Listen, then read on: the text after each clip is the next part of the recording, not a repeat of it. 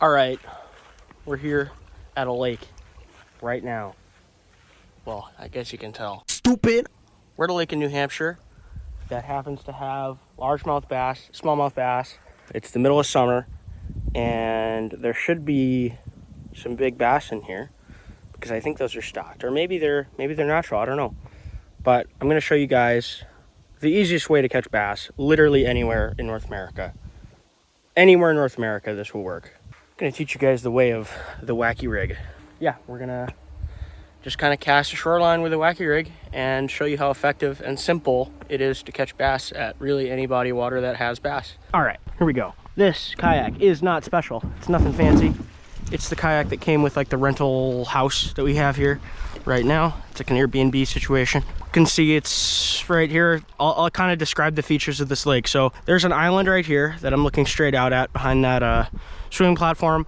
From here to the right, all the way in this bay here, it's very shallow, weedy, warm water. Holy smokes, this water feels like it might be 90 degrees. Yeah, it's middle of summer here in New Hampshire, and it's a warm state, and this water is warm. I mean, I guess they do get ice too, but it's warm.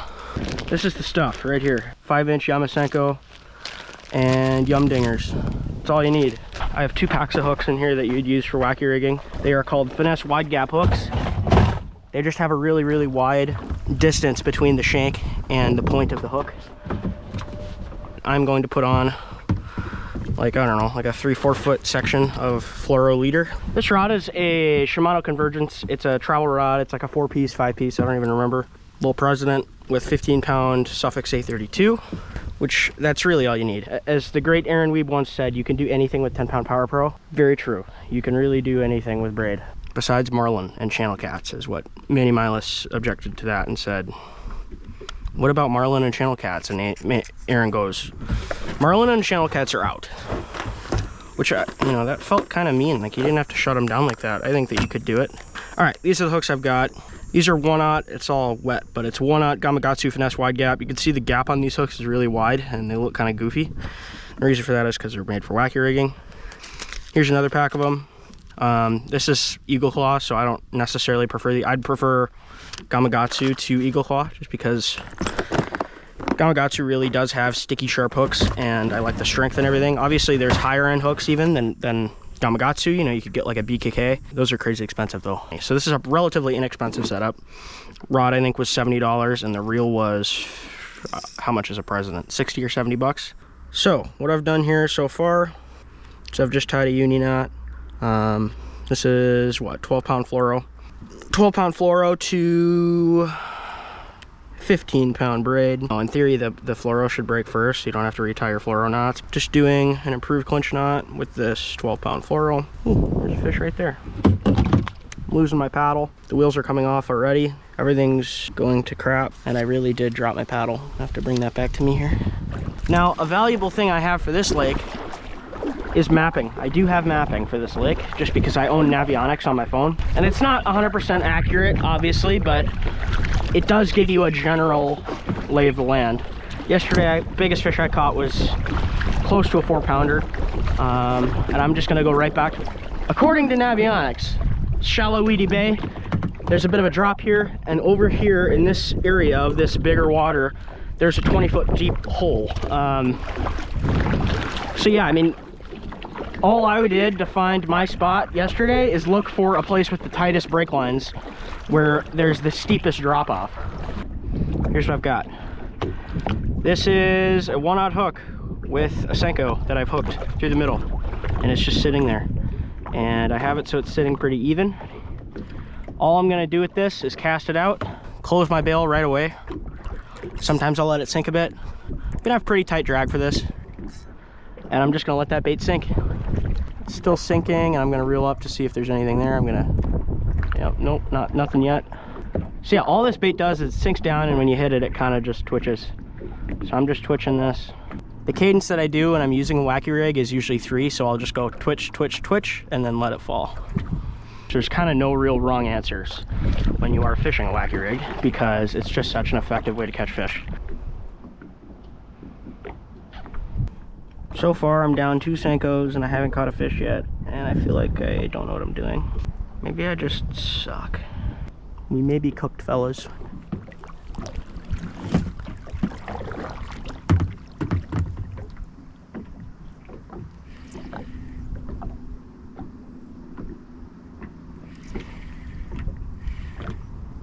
That's a fish, I think, right?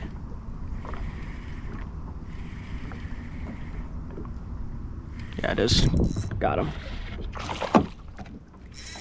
He was just swimming along with it, wasn't he? I didn't even know that was a fish until I set the hook. Not good.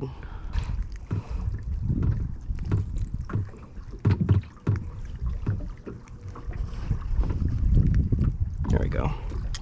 Got him unhooked. There he goes. Sorry, little dude. All right, well, there was a fish here on this windblown point thingy. So maybe there's more. I'm gonna cast out again. Or this is a windblown island, I guess. This is that island that I was talking about. Now I'm just casting off of this. Kind of from shore. There's another bite. Got him. Another cast. Ooh, this is a nicer fish here. All right, I've got a good feeling. This is a nicer fish here. Oh yeah. Oh, big smallie, I think. Big smallie. Oh yeah. Oh yeah, big smallmouth. Big smallmouth. Man, he's fighting. I love a good smallmouth. This is maybe a 3-pounder. Holy smokes, that's not even bad. That's big. Wow. Next cast. I think we may have found him today. Man, that's a big fish. Holy smokes, that's not bad at all. Dang, buddy, that's big. On the wacky worm. Look at that fish. Wow, is that a stud or what? Just like that, next cast, after I caught that like 5-incher. That's probably a 3-pounder, probably a 17, maybe 18-inch fish. On the wacky worm, hooked right in the corner of the mouth ever so lightly. There we go. That is a big fish. I'm gonna show him off one more time, and then I'm gonna get him back. But man, is that ever a nice one. Got a little bit of black spot disease on this fish on his fin there, but just what a beauty. Oh, there he goes. Funny. I was trying to record a release on my phone and he just flopped out of my hands. All good. Wow, what a fish. On the weightless wacky worm. Here we go. Here's another one. I wouldn't be surprised if it was another first cast situation. I never left, I was growing. I was on tour back in 2013 before y'all had a high school diploma. Too busy grinding and being on TV. There was another bite. Fish on. Another little baby, I think. Yep. Another little baby smallmouth. Or is it a largie? I don't even know. Can't even see him. Yeah, smallmouth. He shook that worm. It's right there. Bye-bye. Oh. Let's see if I can get that worm back. Don't litter, kids. There we go. Got it. Put on another one. Just hooking it like that. Then you cast it out and you twitch it in. It is so simple and so effective. Cast it out. Let it sink. There's a fish. Oh, that might have been nicer. Dang it. He was taking line good. Oh, dang it. He was taking line so fast I couldn't even slop set properly. He might bite it again. I didn't really have much tension on him.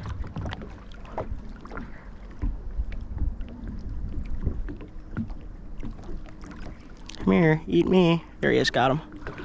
He's got it. I'm gonna let him take a little bit of line and I'm gonna set it. Got him.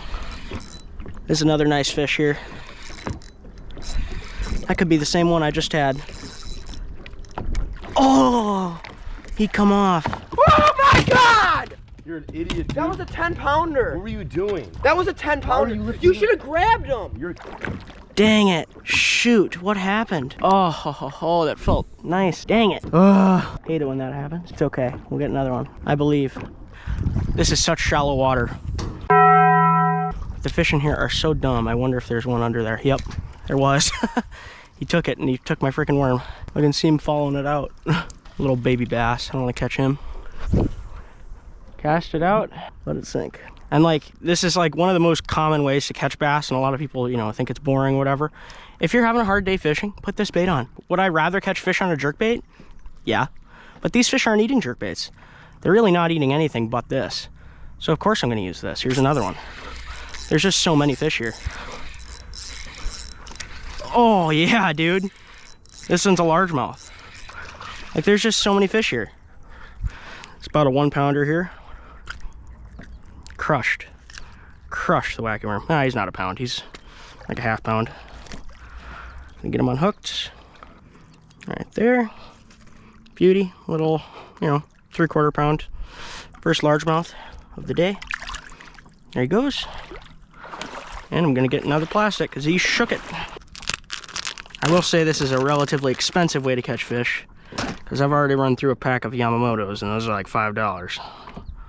That's why I'm spending money to catch these fish, but it is just too fun. Another thing to consider if you are losing a ton of baits like I am, which I really should have one of these, is a wacky O-ring tool. I think it's called a wacky tool. I think a couple different companies make them, and it's just a circular piece that you put the worm into, like a metal tube that you put the worm into, and then it's got rings, O-rings around it, and then you slide the O-rings onto it, and then you hook the O-ring instead of the plastic, so the bait stays on a little better. Like, the success rate with hookups on this bait is like, I'm struggling with it because this rod and reel isn't great, and I also just suck. So those are some factors for me that would not be for you guys. You guys would be catching way more than I would be. You guys are better anglers than I am. But even a dingus like me can catch fish on this bait. Yeah, so I believe this lake, I'll tell you guys the name of it. I'm on Mirror Lake. Mirror. This lake is stocked with rainbows and brookies, I think, and browns, and all the trout, because everywhere here is stocked with trout, because of course it is.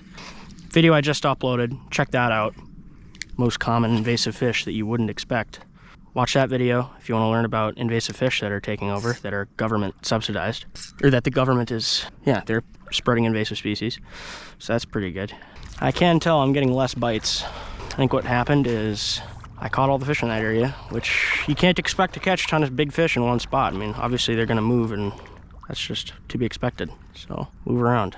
If you had a good spot that you were crushing them at, and you're not crushing them at it anymore, probably time to go. Too busy grinding and being on TV to actually live in the moment. Before Canon was making affordable cameras, I was already in focus. Before content was even a word, I ain't think that I had time to waste, so TikTok was clocks and it had me concerned. Musically, I was on Musically, flow was too mucusy, sick with it, dribble the verse. We talking about viral sensations, creating a wave in the game, they know I did it first. It was a blur, I'm better than ever. Ask how I'm doing, never been better. Here's a place that's out of the wind for now. That looks very fishy. So we're gonna fish this. Already a fish on. Yep. First cast. Feels huge too.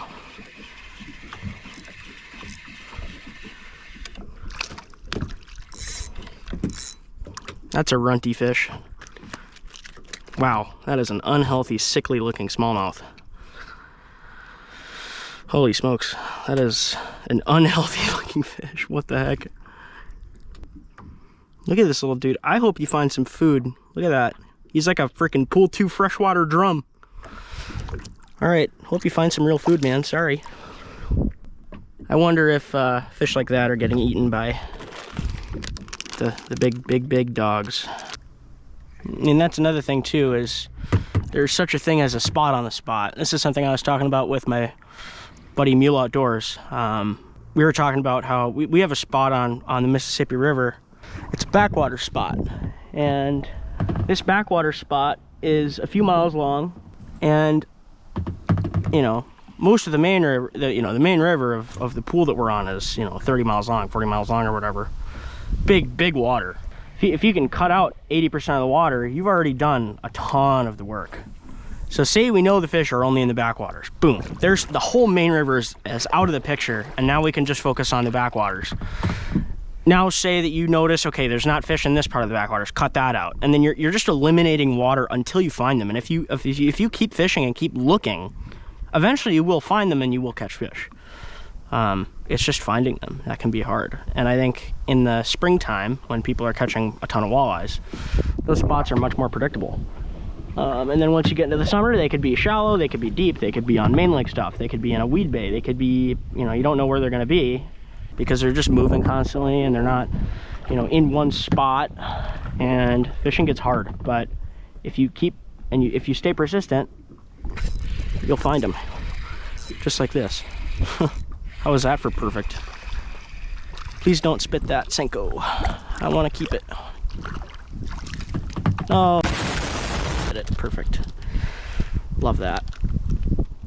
It's another giant, by the way.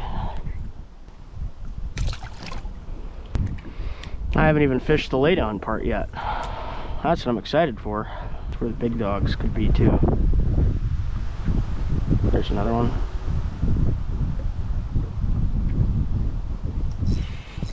Fish on.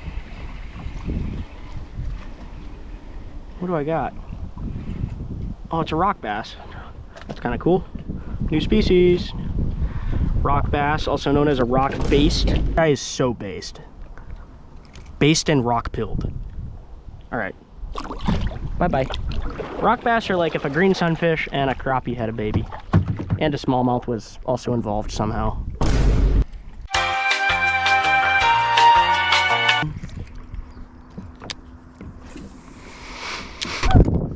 Boo! That's what I'm saying. That's what I'm saying. Couldn't agree more. Keep yapping, man.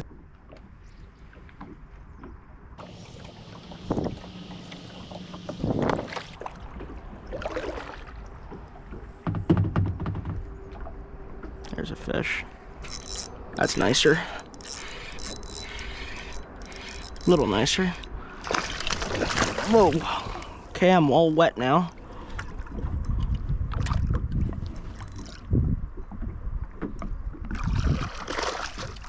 There we go. That's a better bass. Got him. There we go. That's like a 2-pounder. Not bad. Got him on the wacky rig. Let's get him back. Whoa. Anxious to go back. All right, well, looks like there's some rain coming in and I don't really feel like staying out in the rain. I hope you guys enjoyed this video. I caught some fish. It wasn't that good, but it wasn't horrible. It could have gone worse. I could have gotten skunked. If you like what I'm doing, if you like the videos that you see, please consider subscribing. I'm trying to do this as a career. So, yeah.